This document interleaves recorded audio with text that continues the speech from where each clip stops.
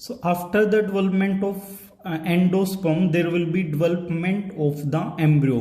This is post-fertilization change. After the formation of endosperm or with the development of endosperm, embryo will also start developing. So let's discuss the development of dicot embryo first. So here you know that this is zygote. This is in 2n condition after the fertilization between egg and a male gamete. This is its chalazal end and this is the micropyly end.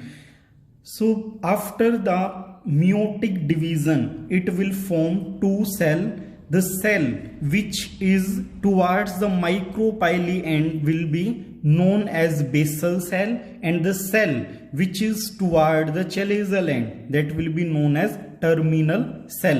सो इनको इनके and के according कि इनकी polarity किस तरफ है, हम इनको नाम दे देते हैं terminal cell and basal cell. So during the formation of embryo आपको ये बात ध्यान रखनी है कि आप माइक्रोपाइली और चैलेजल एंड दोनों को कंसीडर करते हुए चलोगे. चैलेजल एंड की तरफ जो सेल है दैट इज टर्मिनल सेल, और जो उसके अपोजिट साइड में माइक्रोपाइली एंड के साइड सेल है that will be known as basal cell. So there will be number of transverse division in the basal cell. Basal cell transverse division करेगी, बहुत सारी number of cell division will occur in the basal cell and resultantly it will form a structure like this. जो red pen से draw की हुई है ये structure जो है this is formed from the basal cell division. So normal division mitosis यहां पे होगी और इससे क्या है ट्रांसवर्स डिवीजन के कारण ये स्टोक लाइक स्ट्रक्चर बन जाएगा. तो यहां पे जो ये सेल्स हैं this cells will be known as suspensor. तो ये सस्पेंसर बनेगा और जो लास्ट वाली सेल है बेसल सेल की जो लास्ट में बनी है इसको हम होस्टीरियल सेल बोलेंगे. And the function of this structure is to push this proembryo into the endosperm. Endosperm के अंदर हम इसको ये जो स्ट्रक्चर है ये इसको पुश करेगी for the process of nutrition, to get the nutrition. This terminal cell will undergo the division and it will form the 4 cell and that structure is known as proembryo. proembryo बनेगा terminal cell से और suspensor और होस्टेरियल cell जो हैं वो आपकी बनेगी basal cell से. After this structure there will be further division in the proembryo. So 4 cells of the proembryo will convert into the 8 cells structure. 8 cell बन जाएंगी, 4 आगे की तरफ होंगी 4 पीछे होंगी. सो हमें अगर हम फ्रंट से देखेंगे तो 4 विजिबल होंगी, फिर बैक साइड से देखेंगे तो वहां से भी 4 विजिबल होंगे. बट डायग्राम में हम शो नहीं कर सकते तो इसीलिए मैंने इन 8 सेल को इस अरेंजमेंट में शो कर दिया है. अदरवाइज क्या होंगी 4 आपकी फ्रंट में और 4 उसके बैक साइड में, इस तरीके से इसका अरेंजमेंट रहेगा. सो ये प्रो एम्ब्रो टेट्राड इसको बोला जाता है. And in this structure after the division of proembryo it will be known as proembryonal octave. So proembryo will convert into the proembryonal octave. In the same way suspensor cell will also divide. So the cell of suspensor which is in the contact of the proembryo that will be known as hypophysis. We have give this a special name hypophysis. In the same way lower cells will keep dividing and that is still known as suspensor cell. वही suspensor cell है, last में एक बड़ी cell है और ये क्या है इनका फंक्शन वही है to push the proembryo into the developing endosperm. Micropylar end की तरफ है suspensor, proembryo in between वहां पे लाई कर रहा है और चैलेजल एंड की तरफ क्या है एंडोस्पर्म. तो ये उसको एंडोस्पर्म में पुश करेगा, हम लास्ट में डायग्राम में देखेंगे. So after the formation of this structure there will be further division. This proembryonal octave will divide further. These division is known as periclinal division. तो यहाँ पे क्या होगा, आपकी जो 8 सेल स्टेज थी वो फर्दर डिवाइड करेंगी और उनकी एक अलग से पेरिफ्री बन जाएगी इस टाइप से, तो इसको बोलते हैं dermatogen. So there will be formation of peripheral structure which is known as dermatogen. अब इसमें भी हम कंसीडर करेंगे प्रो एम्ब्रियो को दो हिस्सों में हम डिवाइड कर देते हैं, upper portion and lower portion. So upper half and lower half. Upper half of the pro-embryo will be responsible for the formation of plumule and cotyledon. Have you got it? Plumule बनेगा upper portion से और cotyledon बनेगा, and lower half of the pro-embryo will form the hypocotyle. जो lower part है वो क्या करेगा, वो हाइपोकोटाइल की फॉर्मेशन में एम्ब्रियो की हेल्प करेगा। So upper portion will form the plumule and cotyledon and lower portion of the proembryo will form the hypocotyl. In the same way hypophysis will undergo the division. 4 cell will divide again here. It will first of all there will be simple division, 2 cell will form, 4 cell will form, and after that 8 cell will form. So upper 4 cell will form the root cortex. Which cell? Cells of hypophysis. Cells of hypophysis. Upper 4 half cells of hypophysis will form the root cortex, and the lower 4 cell of hypophysis will form the root cap and root tip.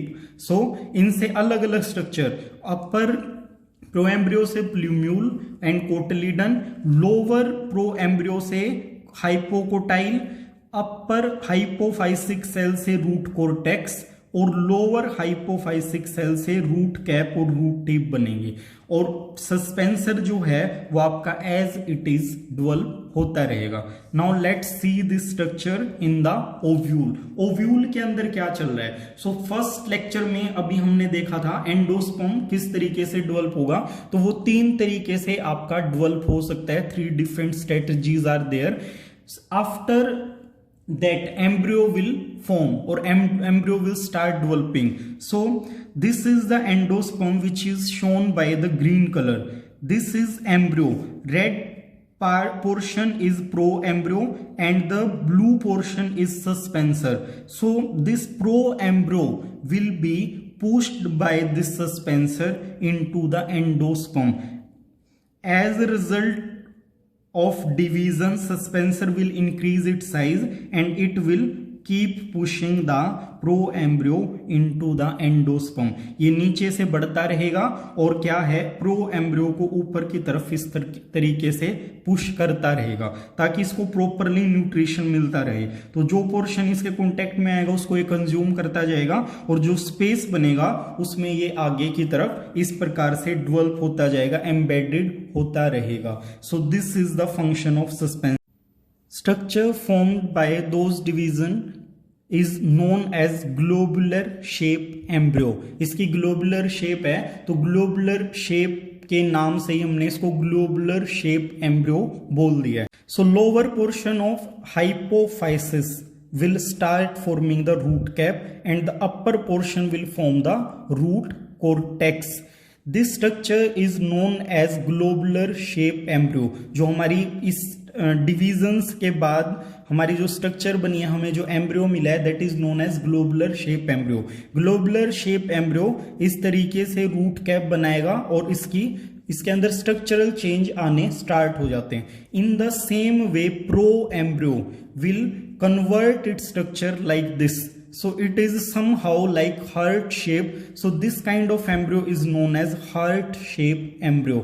So यहाँ क्या होगा, जो आपका pro embryo था which is in spherical structure, that will start bulging from both side, दोनों side से इस तरीके से ग्रो करने लगेगा और इन बिटवीन जो पोर्शन है that will form the plumule which is future shoot and these cotyledon will form like this. So it is forming the heart shape. It is known as heart shape embryo.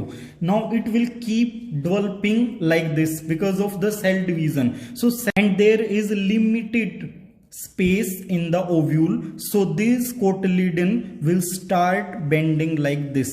वो उसके अंदर इस तरीके से क्या है bend हो जाएंगे, दोनों जो हार्ट के बल्गिंग पार्ट थे वो इस तरीके से क्या हो जाते हैं, they will start bending like this. So it will form the shape of horseshoe. So this kind of embryo will be known as horseshoe shape embryo. और ये बहुत बार डायरेक्टली डेवलपमेंट का क्वेश्चन बोर्ड में आ जाता है, नीट में आ जाता है. इनकी सीक्वेंस पूछ लेते हैं कि पहले कौन सा एम्ब्रियो बनेगा, उसके बाद कौन सा बनेगा, लास्ट में कौन सा बनेगा. तो इस टाइप से आपको ये सीक्वेंस याद रखनी है. Globular shape embryo, after that heart shape embryo and after that horseshoe embryo. In the same way, lower portion hypophysis or root cap, root cortex, that will also keep developing like this. So cotyledon start bending due to less space in the ovule. अब जब fully develop हो जाता है embryo तो वो कुछ इस तरीके से आपको दिखाई देगा. These portion will take the shape like this in a seed. These bulging structures are known as कोटिलीडन. तो ये दोनों तरफ से ये बल्गिंग जो शेप है, स्ट्रक्चर है, इनको हम कोटिलीडन बोलेंगे. In between these cotyledon there is a structure like this. Upper portion of this structure is known as plumule. Upper portion of this structure is plumule, and the opposite lower portion of this structure is known as radicle. Plumule will give rise to the shoot after germination. In the same way, radicle will give rise to the root system of the plant after the germination. Cotyledon is the reserve food material for the developing embryo. It will give nutrition to this embryo.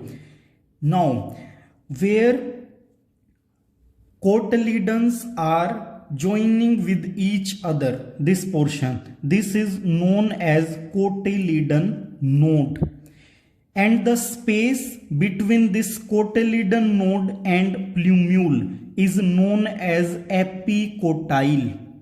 The region between this apical node, cotyledon node, and plumule, this green portion, is known as epicotyle, and the region between this radicle and cotyledon node is known as hypocotyle. So this is the basic structure of a dicot embryo. Radicle will lie towards the micropyly end and plumule will lie toward the chaliceal end.